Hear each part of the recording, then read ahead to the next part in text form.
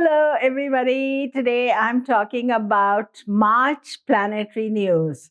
Well, all the drama that is going to take place this month.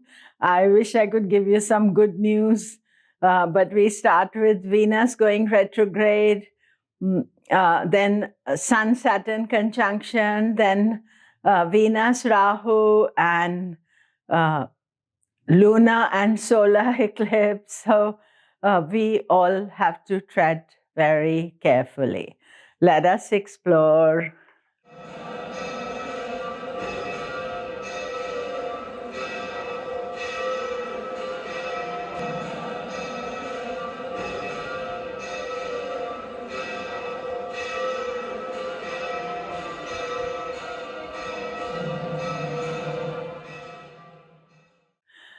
Hello, I'm Komilla Sutton, and I'm talking March planetary news. Do remember to subscribe, press the bell notification.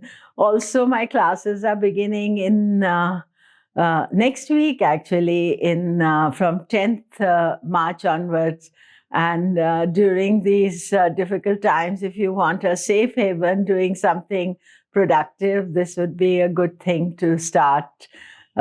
So all the details are on my website, komilla.com. So what about March 2025?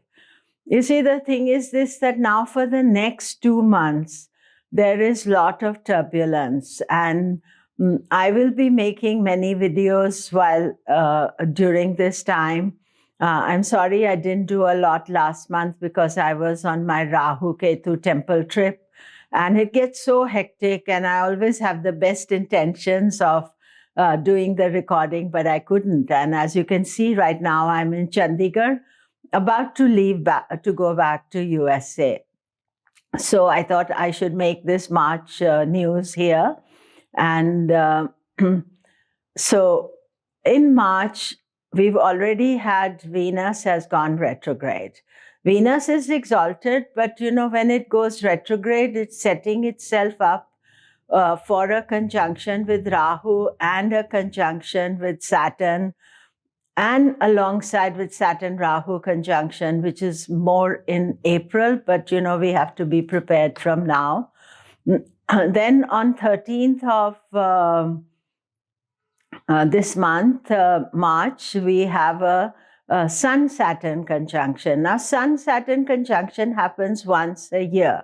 But always during a Sun-Saturn conjunction, there is some dramatic news, and especially connected with people in power and public. You see, Sun represents the king, the powerful person, whether he's the president or prime minister, or she is president, prime minister, or they are CEOs or in important positions. So a solar type of person. And then Saturn is the worker, is the democratic person, not Democratic Party, democratic.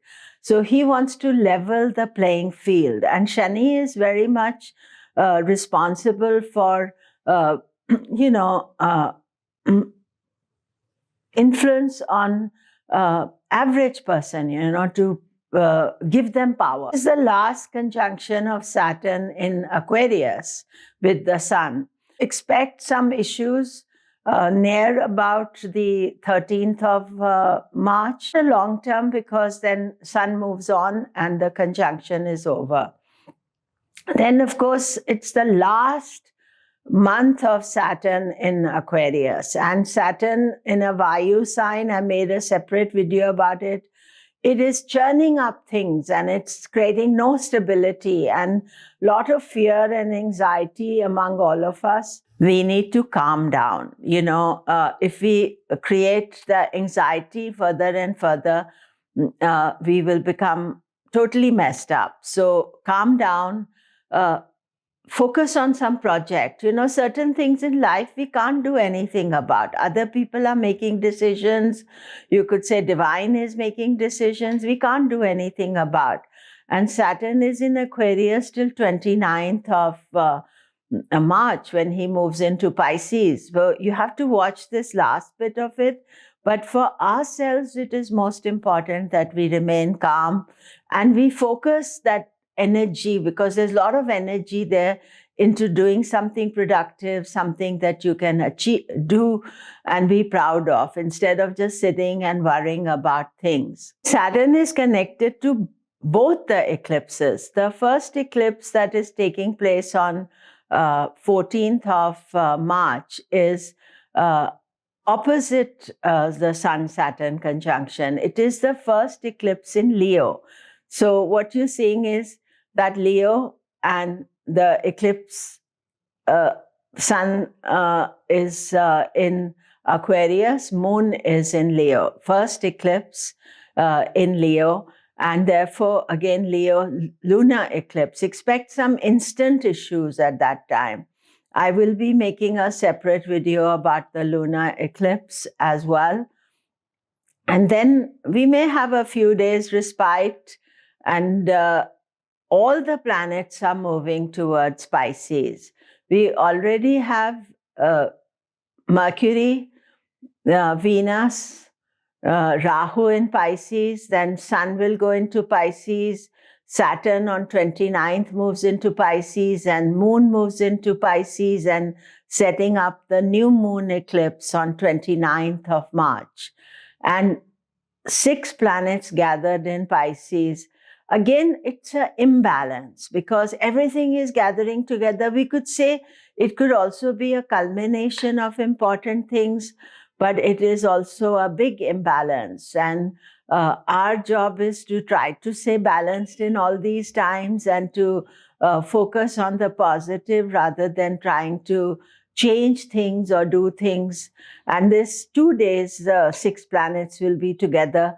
But as soon as Saturn moves into Pisces, Rahu is there. It's setting up the April conjunction of Saturn-Rahu. And Saturn-Rahu happens once every 11 years. So it's a rare conjunction. And I've been talking a lot about it, and we are all anticipating it and being aware of it. Often these big events have effect on world events rather than personal, but it can be personal as well. And I will be talking about the eclipses and how it affects you individually. Now, the 2 planets out of the drama are Jupiter and Mars. Jupiter is in Taurus, so it has a parivartana exchange with Venus. So it is sort of getting involved due to the exchange with Venus in Pisces, Jupiter and Taurus. And Mars is totally independent. So at least those 2 planets are there. But we have to really take this seriously and know that these are turbulent times. So avoid making major decisions, avoid doing travel if you can. And sometimes, all this energy throws up urgency that I must do things just now, immediately. And you have to see astrological advice versus practical. But I'm talking astrology, and I also will be cautious around this time. I never give advice that I don't follow myself. So that is it for today. Now I'm back to home ground, so to say. On the 8th, I'm going back, and I'll be making all the videos, some from Chandigarh and then later on from California as well. So thank you very much. Thank you for your patience. Do remember to subscribe. All the best.